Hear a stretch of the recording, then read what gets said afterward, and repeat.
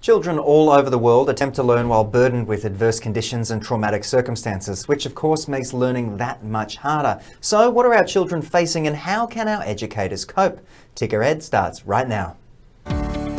Ticker Ed, in association with Enquiry Tracker, empowering schools to manage and grow inquiries and online enrolments. Hello and welcome back to Ticker Ed, where we will be unpacking all things education from K to 12 right through to university.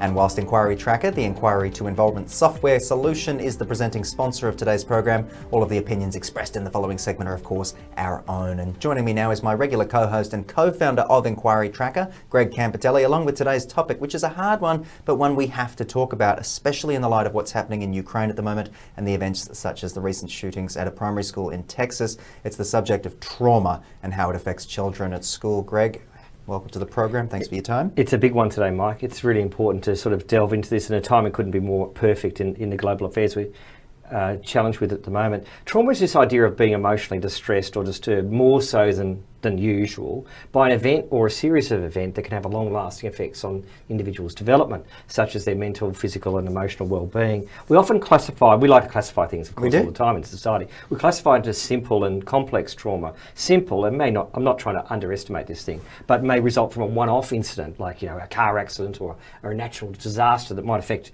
how you feel about things. And then there's that complex trauma that may result from systematic or repeated or ongoing incidents such as abuse, bullying, poverty, etc. Okay, so that's interesting. Tell us a little bit more about complex trauma. Is that the sort of thing that can be passed down through generations in the same way that some mental health conditions can be as well? Absolutely, you've really nailed it. Complex trauma can have that long-term, broad effects, which can often be intergenerational, that can literally be passed down from generation to generation. Right. Think of war, genocide, population-based trauma. You think about our indigenous populations globally around the world, how they've been affected and how we're still witnessing the effects, even in Australia, for example, with the stolen generation. We're still dealing with this. So it's a tragedy that we're facing. We've got to realise that this is not a developing country issue or a developed country issue. It's global. Right. And nor is it socioeconomic. It's all stages of society can confront this. The stats can't ever be really precise on something as big as this. It's thought to be widespread in every country, but there's a lot of factors that contribute. Domestic violence, family breakdown, divorce, etc. Children being exposed to neglect, substance abuse, bullying, I mentioned, poverty, and sickness and death. And then we've got the bigger shared traumas. You touched on it. The earthquakes, the war in Ukraine, the bushfires, floods, and of course the mass shootings we've seen all too often in countries like the United States. I think as a teacher, I would have been a better teacher if I'd been more sensitive to the struggles and challenges that my students may have been facing. And obviously I was busy with the busyness of teaching. Of course. But try to be more sensitive to what would have helped. Absolutely. And of course that trauma in schools is absolutely tragic and totally unacceptable when you think about it. But how does trauma affect children at school? You mentioned when you were a teacher, but I'm talking day to day, how do you witness it? I think, and I think our guest will unpack that a bit more for us, but I think in the education context, trauma can affect the way that a child's brain literally develops, particularly if it happens early in the developmental period of life. But repeated or long-lasting trauma can create memory difficulties, learning difficulties, focus, problems, concentration issues. The way we learn can be impacted by the traumas we've experienced. At Enquiry Tracker, we really understand that it's important for schools to really embrace the students that are coming in and the challenges that they're facing, and our software enables the school to get more into that and understand some of the interests and the challenges and the issues that might be facing your future family, so you know about them before they've enrolled at the school. Which is an important starting point if you are welcoming new people. And this is informing us this idea of trauma-informed education or trauma-informed educators, which might be a great opportunity to bring in our guest. All right, perfect timing to bring in our guest today, who's joining us from New Zealand over in Auckland. It's my pleasure to welcome psychologist Dr. Emma Woodward from the Child Psychology Service, who's here to talk us through this issue. How are you today? I'm fine, thanks, and thanks so much for having me on to talk about something that's really, really important and pertinent to all of us as humans. Of course. Dr. Woodward, what is the trauma-informed approach as it relates to education? Can you take us through a bit about that?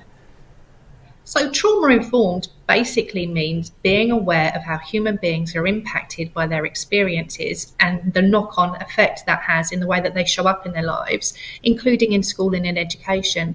So if you think about trauma-informed in terms of school, it's a strengths-based model of teaching that focuses on a child's competencies and their potential rather than their behaviour. So it's trying to be curious about how a child shows up, why they're behaving the way that they do, and supporting them to be able to settle to learn. I really like that. Oh, it was very succinct. Yeah. Tell me, Emma, how do teachers, and I was a teacher, of course, for many years, how can teachers start recognising trauma in their students? Now, obviously, we're dealing with different types of trauma at different ages, so perhaps just talk us through the different stages of education, how teachers can recognise it. Well, I think, you touched on there's complex and there's single incidents. And I guess what we're doing as educators and what we're doing as grown-ups who are in charge of supporting the younger generation flourish and thrive is to recognise their behaviour. Children's behaviour is an expression of their experiences. So being able to acknowledge that children who've experienced adversity, and adversity comes in all shapes and forms, tend to show up in the world in a way that's focused on survival rather than learning. So if we're going to recognise trauma in our classrooms, we're going to recognise that children who are feeling dysregulated and unsettled and struggle to manage their emotions and settle to focus on learning often need our support to do so. So we're looking at their behaviour and being curious about the meaning behind their behaviour. Yeah, it's certainly interesting when you think about it. And I can think of instances when I was in primary school and the children who were, having more effort put into them, or they were being reprimanded a lot more. Rather than having sort of a wide discussion or understanding and treating it with respect, there was a little bit of hush, hush, oh, shush, stop disrupting the class. Can we talk a little bit about how trauma impacts the way children learn?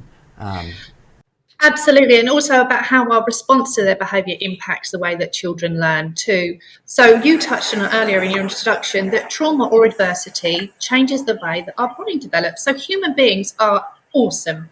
So what happens is that we're these adaptable biological kind of machines that are born into the world, and we organise ourselves in relation to the experience that we have to facilitate our best chance at survival. So if we're born into a world that's largely hostile, doesn't meet our emotional needs in a good enough way, our brain prioritises the structure's needs for safety and survival, not for learning. So that's okay when a child is existing in the world that's unsafe. But when we ask them to come and settle to learn in a classroom, where we need them to be using their thinking brain, we need them to be able to sit down and relate kindly to each other and listen to what's on offer in terms of the learning from the teacher, that's when we struggle, because their brains haven't prioritised those behaviours because they've not been useful for their survival in their earlier context. So we need to be aware that children who struggle with their behaviour quite often haven't yet learned how to do that. They're not being deliberately defiant or non-compliant, and our response to their behaviour can either humanise them and help them to learn, or dehumanise them and re-traumatise them. So we need to be thinking about what children actually need to learn is kind experiences of relationships from grown-ups who teach them that the world is now a safe place. One more for me, Emma, just in terms of schools, how can schools support their staff to then in turn support their students? I think the main thing to remember is none of us are immune from trauma. We've all got our own stories. We all live in the world that we live in today, and the world that we live in today is not fit for human flourishing. Our nervous systems haven't evolved to live in the way that we live today. So we're all vibrating at a frequency that probably isn't the most supportive for accessing our thinking brains. So we're not just thinking about trauma as being something that belongs to the child. Actually, we need to be thinking about trauma in terms of a relationship. So how do we, as grown-ups, understand our own stuff so we can then think how the child think about their own stuff? The key word in this is co-regulation. So a child cannot learn to self-regulate until they've had an experience of co-regulation. So basically, they need to borrow our brain and our nervous system until they learn how to use theirs properly. So we need to make sure in the first instance that we know how we can use ours in an appropriate way, so we can teach them how to use theirs. So it starts with us, really, rather than focusing on the child. Trauma-informed means human-centric. It means nervous system friendly. It means showing up. It's not something that we do particularly, it's the way that we are.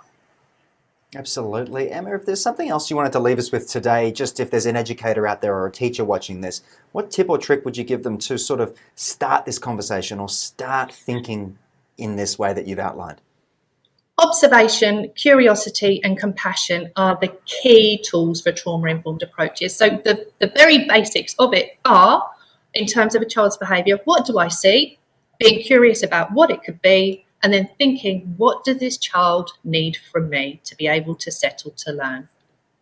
Done and Absolutely dusted. perfect. Dr. Emma Woodward, thank you so much for joining us on the program and unpacking this sensitive topic, but it's obviously an important one that we need to discuss. So I appreciate your insights on today's episode of Ticker Ed. Thanks for having me. Awesome stuff. All right, Greg, over to you. Let's talk Ticker Ed top tips. Run us through what you've got based on our discussion we've just had there. Okay, wasn't it a great chat with Emma? That was awesome. Trauma is common and can affect everyone, including the students and staff. Educators need to be constantly vigilant as to student trauma and ensure your school has systems in place to help with student and staff trauma. Very nicely done. There's a nice little neat ribbon on this episode today. It's obviously a topic that we could talk about for hours and hours because it's Of an course. important one. It is. Greg, thank you so much for joining us on the program today. That's all we've got time for. Always a pleasure. Easy done. A very thought-provoking episode today, presented by the team over at Enquiry Tracker. And if you'd like to learn more about how your school can use this amazing admissions software and get ahead of the rest, head over to enquirytracker.net. And of course, I've been your host, Mike Loader. I look forward to seeing you again soon. For more episodes of Ticker Ed, head over to tickeroriginals.co. I'll see you again soon. Be well.